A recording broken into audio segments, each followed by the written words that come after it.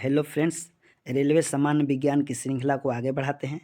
ये साइंस के question railway technician, railway NTPC, SI एवं 17वीं बीपीएससी के लिए अति महत्वपूर्ण क्वेश्चन है।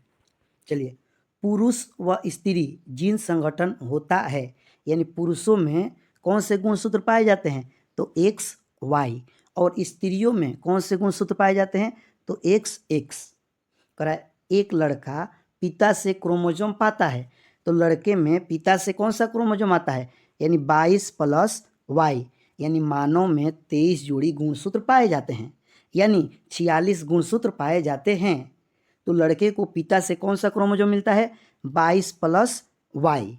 अब बच्चे का लिंग निर्धारण होता है तो बच्चे का लिंग निर्धारण पिता के गुणसूत्र के द्वारा होता है, और पिता में कौन सा गुणसूत्र पाया जाता है तो एक्स वाई। अब समझते हैं, यदि पिता का एक्स गुणसूत्र और माता का भी एक्स गुणसूत्र हुआ तो जो भी बच्चा जन्म लेगा वो गर्ल होगी, और यदि पिता के वाई गुणसूत्र और माता का एक्स गुणसूत्र अगर होता है, यानी पिता के वाई गुणसूत्र और माता के एक्स गुणसूत्र, तो जो भी बच्चा जन्म लेगा वो बॉयज होगा।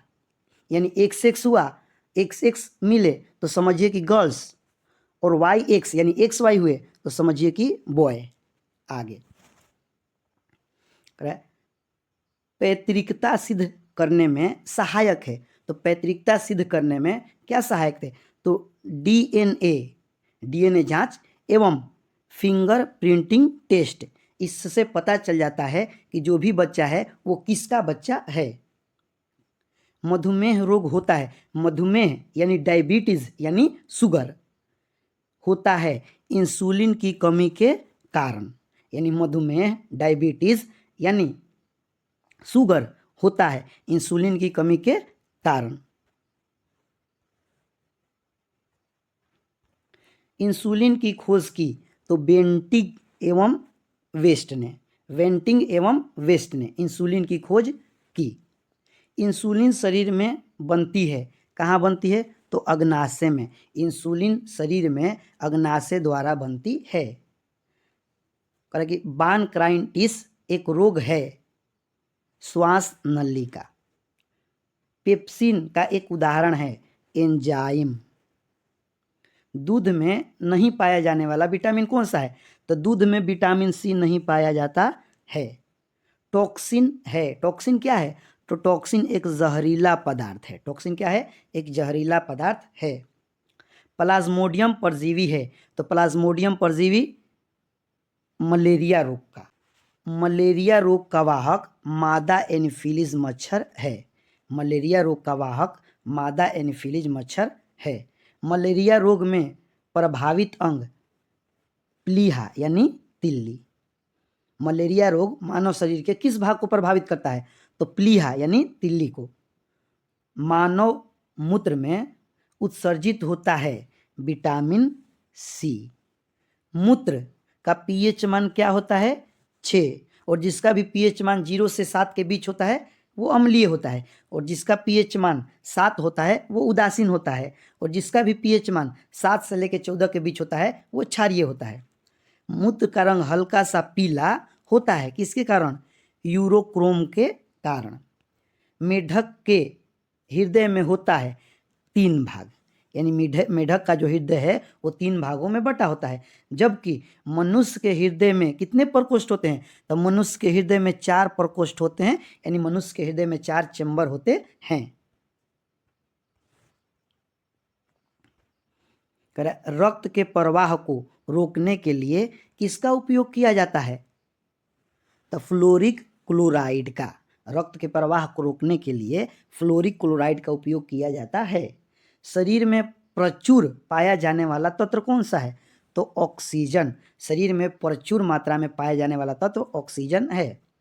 मनुष्य के शरीर में जल होता है 65 से 80% तक। अब कह रहा है कि मानव शरीर का तापमान होता है, तो मानव शरीर का जो तापमान है वो 98.6 फ़ारेनहाइट या 37 डिग्री सेल्सियस या 310 केल्विन, किसी में भी कहो 98.6 फ़ारेनहाइट या 37 डिग्री सेल्सियस या 310 केल्विन हमारे शरीर का तापमान होता है।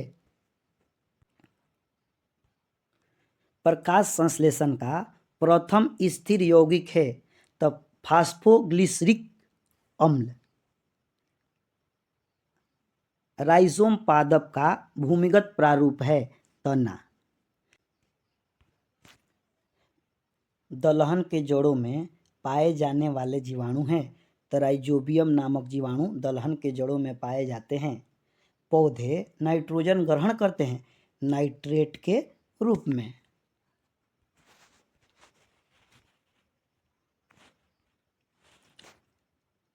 पादपों में जल तथा खनिज लवण का संचार होता है किसके द्वारा?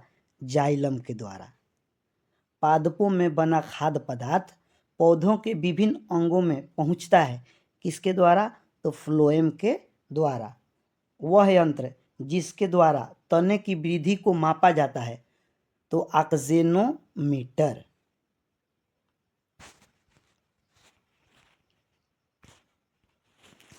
आत्महत्या की थैली कहलाता है कौन? तो लाइसोसोम। यानी आत्महत्या की थैली लाइसोसोम को कहा जाता है। लाइसोसोम की खोज किसने की? तो डी डूबे ने। कब की भाई? तो 1958 में। प्रोटीन की फैक्ट्री किसे कहा जाता है? तो राइबोसोम को। प्रोटीन की फैक्ट्री राइबोसोम को। आत्महत्या की थैली लाइसोसोम को। प्रोटीन का संश्लेषण होता है राइबोसोम के द्वारा। प्रोटीन का संश्लेषण होता है राइबोसोम के द्वारा। डीएनए की खोज किसने की? तो वाटसन एवं क्रिक ने। वाटसन एवं क्रिक ने डीएनए की खोज की। डीएनए संश्लेषण का प्रतिपादन किया किसने? तो कार्नबर्ग। डीएनए और आरएनए है क्या है? तो ये न्यूक्लिक अम्ल। डीएनए एवं आरएनए है न्यूक्लिक अम्ल।